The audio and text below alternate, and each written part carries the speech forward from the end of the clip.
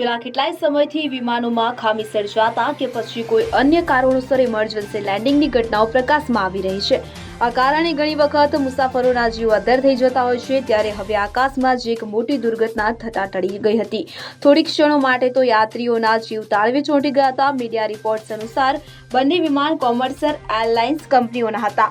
એક flight PSA airline 5511 અને બીજી એન્ડેવર એર 5421 હતી। FAA દ્વારા જાહેર કરાયેલા નિવેદનમાં કહેવામાં આવ્યું છે કે આ ઘટના 8 જુલાઈએ સવારે 11:50 બની હતી। ATC અને PSA એરલાઇન્સ 5511 ને સિરાક્યુસ હેન્કોન ઇન્ટરનેશનલ એરપોર્ટ પર એક વિમાનથી દૂર રહેવા માટે નિર્દેશ અપાયો હતો। તે જ રનવે પરથી ટેક ઓફ કર્યું હતું। Bureau report CN24 news. હવે જુઓ દેશ દુનિયાની તમામ ખબરો તમારી આંગળીના ટેરવે। ઉઠાવો મોબાઈલ અને Google Play Store પરથી ડાઉનલોડ કરો અમારી CN24 ન્યૂઝ મોબાઈલ એપ।